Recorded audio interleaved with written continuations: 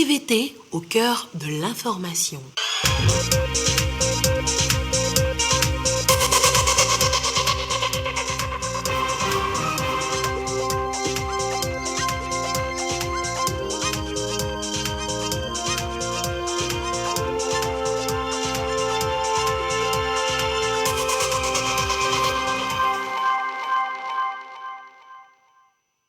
Mesdames, Messieurs, bonsoir et merci d'être toujours au rendez-vous de l'information sur votre chaîne. Au sommaire, le Togo et la Mauritanie, deux pays frères et amis, une coopération de longue date dont les intérêts sont toujours tournés vers les populations. En témoigne la visite de travail et d'amitié du président Faure Sozimna Gnassingbé à Nouakchott. Au sommaire également, le calme ce vendredi dans les rues de Beyrouth après les violents affrontements entre groupes armés. Le président Aoun a décrété une journée de deuil et la communauté internationale appelle à la retenue. Enfin, une note musicale avec le retour sur scène de Stromae après 8 ans de pause. L'homme aux multiples tubes a succès promet toujours faire danser ses fans en chantant leur quotidien dans son troisième album. Voilà pour le sommaire, bienvenue aux 20h. Nous ouvrons cette édition avec cet entretien entre le chef de l'État togolais Faure Sozimna Gnassingbé et la directrice régionale du Bureau Afrique de l'Ouest de l'ONU, Oulimata Sarr. Elle a récompensé le président de la République pour son engagement dans l'autonomisation des femmes et la promotion de l'équité genre. Au Togo, Faure Gnassingbé a reçu à cet effet le pin de Hiforchi en tant qu'homme champion dans la promotion de l'équité genre. Nous écoutons à présent Oulimata Sarr au sortir de l'audience.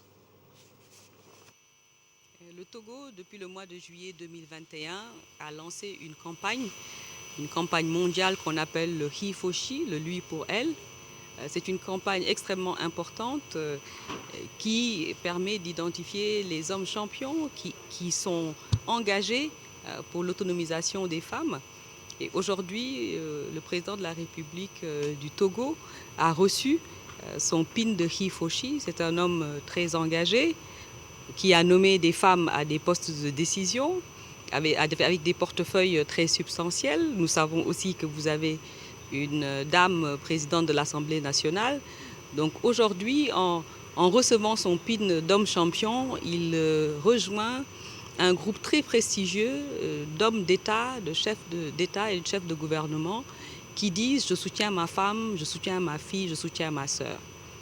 Aujourd'hui, lors de notre audience, nous avons parlé de plusieurs sujets. Nous avons parlé de la parité.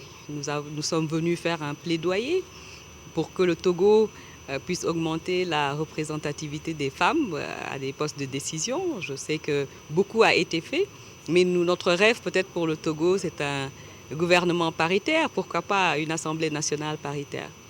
Nous avons aussi parlé des ressources allouées aux femmes, dont peut-être une initiative très importante qui, je sais, est déjà dans le pipeline, c'est comment réserver une partie de la commande publique aux femmes et aux jeunes.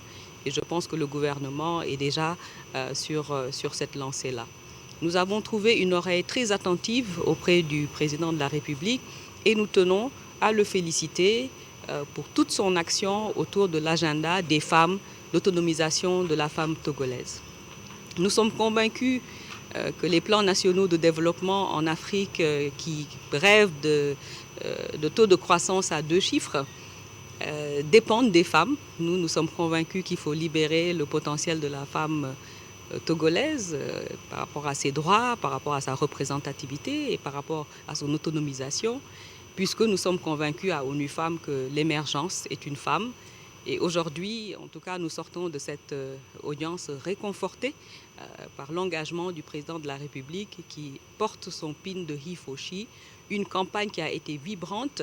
D'ailleurs, nous tenons à remercier tous les hommes qui se sont engagés à nos côtés, les jeunes, les influenceurs, les médias, les chefs religieux, les chefs traditionnels, les membres du gouvernement, hommes et femmes, pour vraiment un monde plus juste, un développement ancré sur une justice sociale. Et c'est ce que nous sommes venus faire aujourd'hui à la présidence.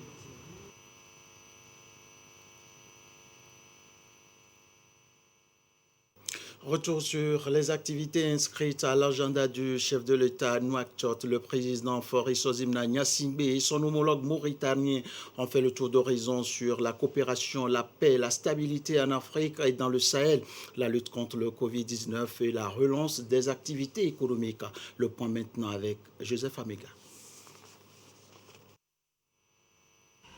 Cette visite a été l'occasion pour les deux chefs d'État, Faure Issozimna Gnassingbé et Mohamed Ould Cheikh El Ghazouani, de réaffirmer leur volonté de tout mettre en œuvre pour développer et raffermir les liens de coopération entre le Togo et la Mauritanie. Les deux hauts dirigeants ont rappelé à la communauté internationale l'urgence de la mise à disposition des pays africains de vaccins nécessaires pour faire face à la pandémie du Covid-19.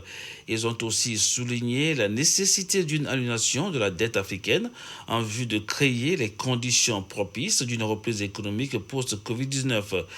En outre, les deux hauts dirigeants ont exprimé leur vive préoccupation par rapport à la violence dans la sous-région du Sahel et leur inquiétude quant au risque de son extension vers les pays voisins.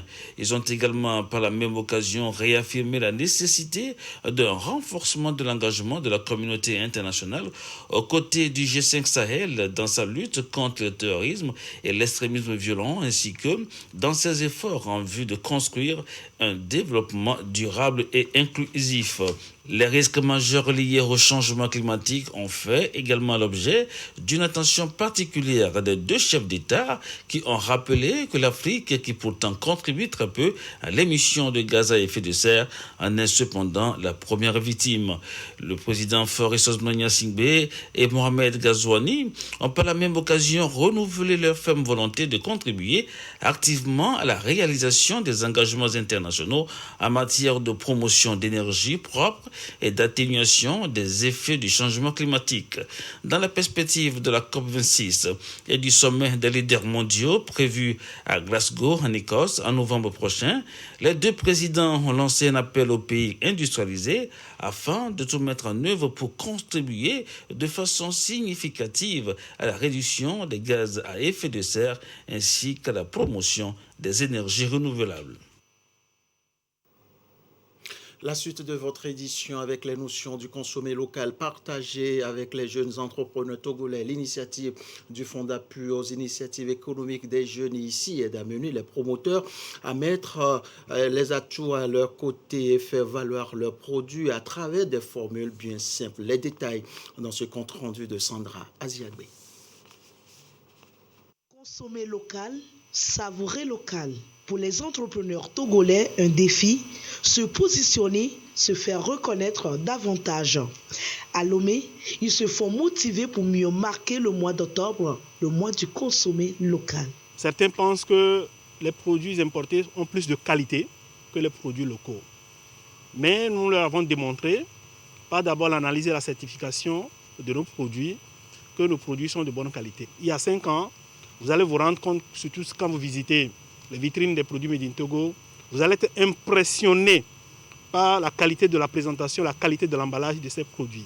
Maintenant, l'autre défi auquel nous sommes confrontés, surtout nos jeunes, c'est le défi lié au prix. Aujourd'hui, le numérique également est un élément qui puisse permettre à nos jeunes de pouvoir toucher un grand nombre de consommateurs sans pour autant engager beaucoup de dépenses. Le défi actuel des promoteurs togolais est d'amener tous les Togolais à la consommation locale.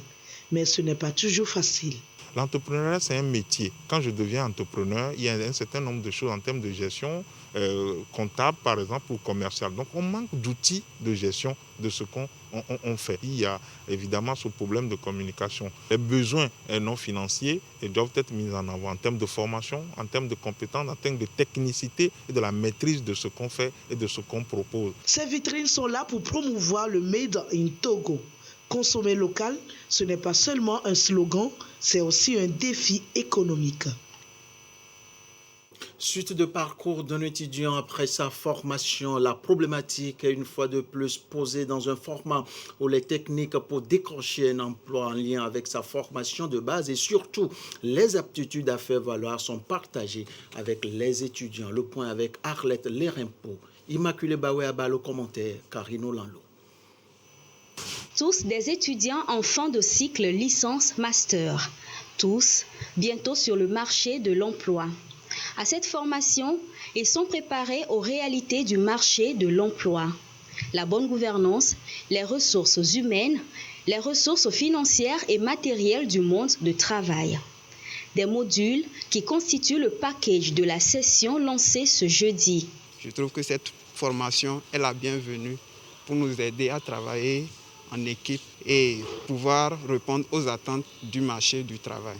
Nous sommes à la fin de la formation, mais nous ne savons pas comment ça va se passer sur le terrain.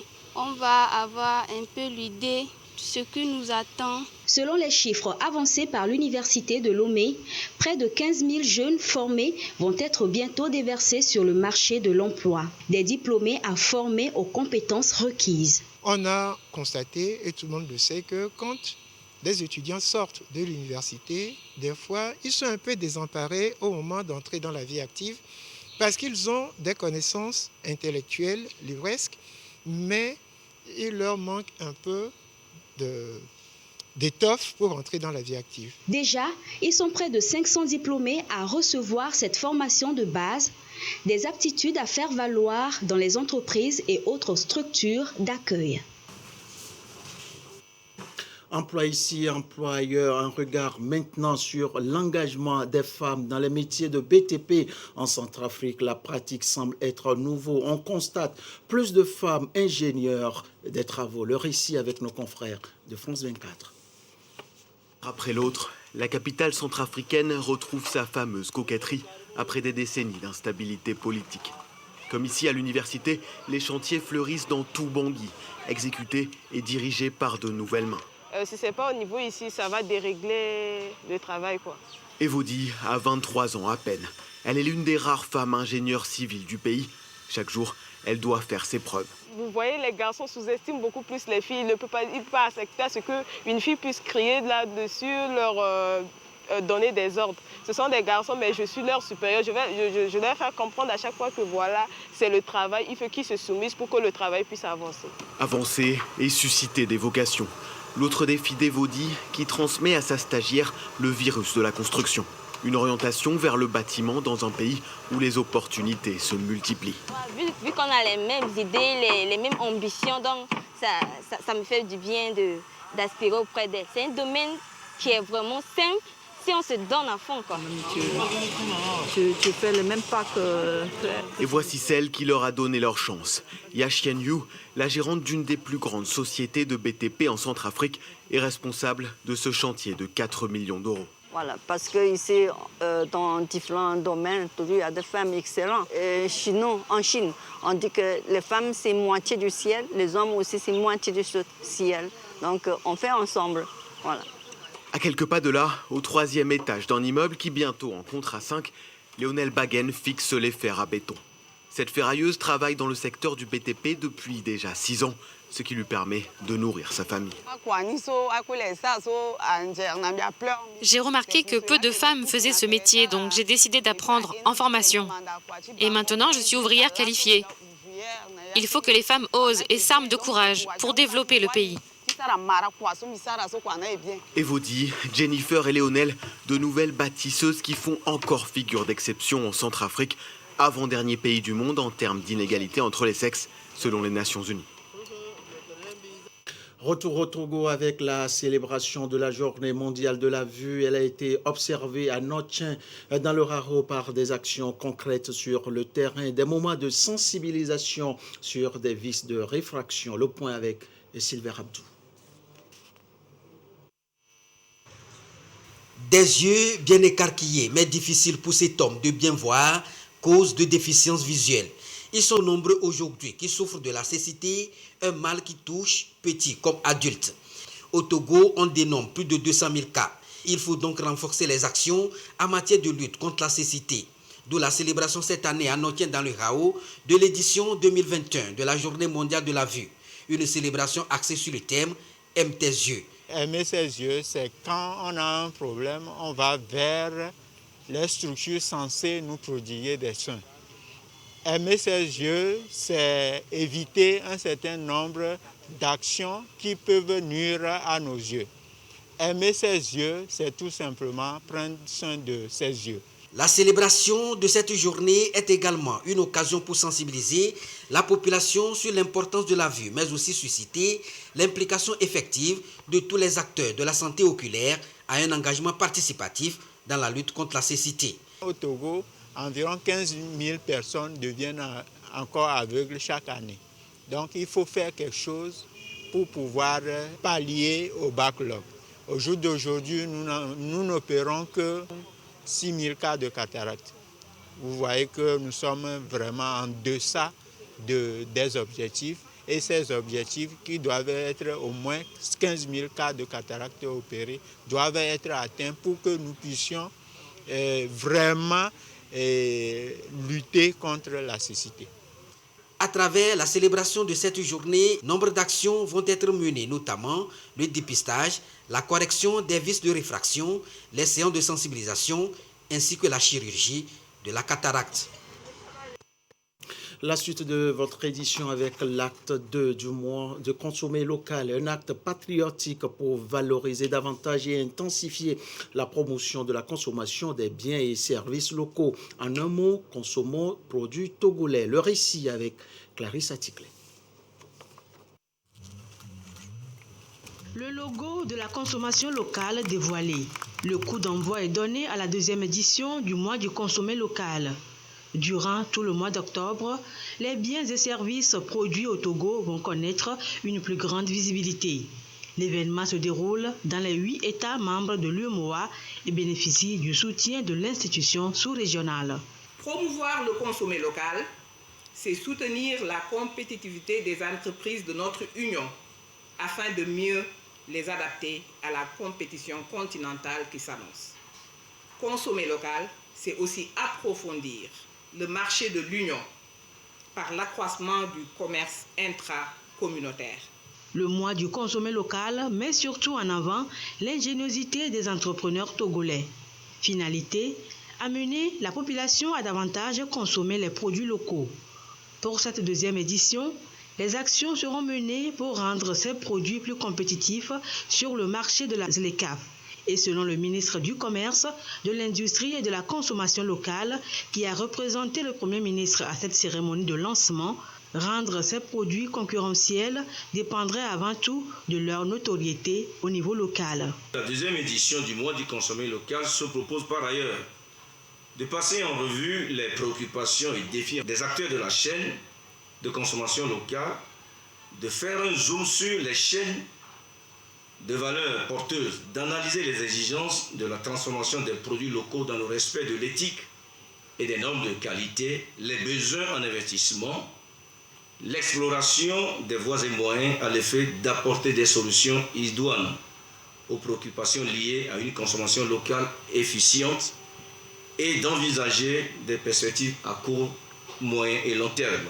Le gouvernement, pour sa part, s'engage sous la forte coordination de Madame le Premier ministre à poursuivre ses ambitieuses réformes pour la stabilisation du cadre macroéconomique et l'amélioration continue du climat des affaires, comme en témoignent les diverses mesures entreprises en ce sens.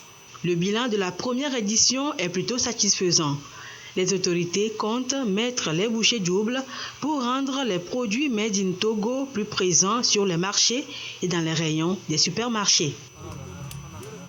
Pendant ce temps, au Liban, l'heure est au bilan des morts, des blessés. Après une partie de guérilla urbaine, le président Aoun a décrété une journée de deuil national. La communauté internationale appelle au calme. Retour sur événement avec nos confrères de TV5 Monde. Retrouvés au lendemain de la fusillade qui crée la panique dans la ville. Les stigmates sont encore visibles un peu partout dans le quartier. Ce vendredi, l'armée reste déployée dans les rues de la capitale. Les réactions sont multipliées. Des appels au calme depuis les Nations Unies. La France aussi appelle à l'apaisement et les États-Unis à la désescalade.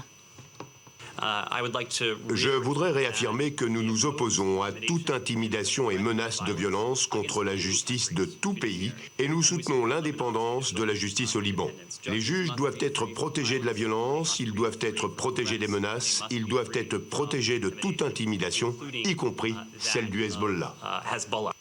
De son côté, le président Aoun a reçu le chef de l'armée libanaise. Ce qui s'est passé fera l'objet d'un suivi sécuritaire et judiciaire. Et je veillerai pour ma part à ce que l'enquête parvienne à la vérité sur ce qui s'est passé afin de demander des comptes aux responsables et aux instigateurs, comme toute autre enquête judiciaire, y compris l'enquête sur l'explosion du port. Une fusillade qui fait replonger les habitants de Beyrouth dans le cauchemar des années 80, au temps de la guerre civile. Tout est parti d'une manifestation du Hezbollah devant le palais de justice contre le juge chargé de l'enquête sur l'explosion qui a détruit le port de Beyrouth il y a 1 an. Le juge Tarek Bitar, qu'ils accusent de partialité et dont ils réclament le dessaisissement, est soumis à d'intenses pressions de la part de responsables politiques. Ces derniers sont accusés de négligence dans le stockage de quantités énormes de nitrate d'ammonium. L'explosion a provoqué la mort de 214 personnes le 4 août 2020. La situation à présent de la pandémie au nouveau coronavirus au Togo à ce jour de vendredi 15 octobre 2021 et la situation se présente comme suit. Le nombre de cas confirmés est de 25 865. 15 nouveaux cas depuis hier. Le nombre de personnes guéries est de 25 064. 120 nouveaux guéris depuis hier. Le nombre de cas actifs est de 563 et le nombre de décès est de 238. Situation rendue publique ce jour par le ministre en charge de la Santé, professeur Moustapha Mijiyawa. L'actualité au Togo est aussi marquée par une remise de prix aux journalistes qui se sont illustrés dans leur papier sur le civisme fiscal des partenaires sérieux aujourd'hui pour l'Office togolais des recettes. Compte rendu Immaculé Bawe Abba, le commentaire Elia Banyandao.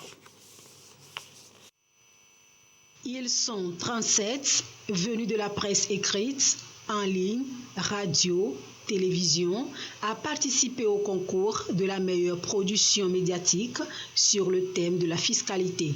8 lauréats sélectionnés selon des critères bien définis. Moi, je précise que je viens de l'intérieur, donc ce n'était pas évident de trouver les personnes ressources. Il fallait faire des déplacements par moment pour pouvoir contacter les personnes ressources. Toutes ces difficultés que j'ai rencontrées, ça a payé à travers ce premier prix. Je ne peux être que contente, mais en même temps, je me dis que c'est un défi. Une initiative de l'Office togolais des recettes OTR qui permet aux professionnels des médias de mieux sensibiliser la population sur le civisme fiscal. Il était important pour les journalistes de contribuer donc à sensibiliser le contribuable. D'abord, les journalistes eux-mêmes devraient se former puisque avant de prendre un article ou faire une production sur une thématique, il faudra que vous-même vous soyez imprégné du domaine et je crois que nous avons fait un constat selon lequel on ne s'intéressait pas trop à ce domaine-là, la fiscalité, l'économie et tout cela, c'était l'objectif. Quand on sait les missions qui sont révolues à l'Office togolais de recettes et le travail immense que les hommes des médias peuvent contribuer à la réussite de la mission de l'Office togolais de recettes. Donc c'est à juste titre qu'en partenariat avec les différents médias, nous essayons chaque jour que Dieu fait d'essayer d'accomplir les lourdes missions qui sont révélées à l'Office togolais de recettes. Informer davantage sur le civisme fiscal, l'OTR en fait son cheval de bataille. La suite avec ce communiqué du ministre en charge de la Santé. Le 15 octobre de chaque année est consacré à la célébration de la Journée mondiale de lavage des mains. Cette initiative qui remonte à 2008 prouve à suffisance sa raison d'être vu le contexte actuel marqué par la pandémie à la COVID-19. En effet, la pandémie de COVID-19 a mis en évidence le rôle essentiel que joue l'hygiène des mains dans la transmission des maladies. Le thème retenu cette année 2021 est « Notre avenir est à portée de main, avançons ensemble ». Ce thème nous rappelle la nécessité de tirer profit de la dynamique actuelle pour faire de l'hygiène des mains un pilier des interventions de santé publique. Le lavage des mains avec du savon ou un désinfectant à base d'alcool peut aider à réduire la transmission de diverses maladies telles que les maladies diarrhéiques, les infections respiratoires aiguës, la transmission d'agents pathogènes liés aux épidémies telles que le choléra, la maladie à virus Ebola, le chinengolose, la COVID-19 et l'hépatite E, les infections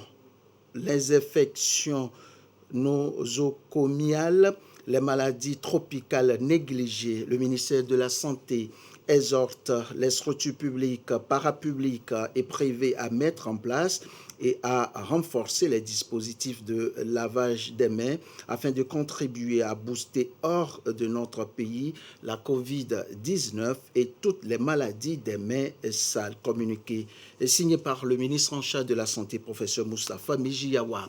La lecture aujourd'hui et son impact sur la culture, une mission conjointe de l'Organisation internationale de la francophonie et le Centre national de lecture et d'animation culturelle a sillonné certains centres de lecture et d'animation pour susciter le goût de la lecture chez les jeunes en donnant un coup de jeune aux centres déjà existants. Le point de la tournée avec son logement des commentaires, Karine Olano. Agou Gadjepé. Première étape d'une tournée d'évaluation et d'extension des centres de lecture et d'animation culturelle CLAC. Une visite qui porte essentiellement sur la gestion des CLAC. Nous organisons des conférences, débats, les concours de la culture générale, concours d'orthographe, concours de lecture. Nous faisons des comptes. Nous avons comme lectorat les élèves. Après Agou Gadjepé, cap sur Agou, Glécopé et Kévé. Des centres fréquentés très souvent par des élèves.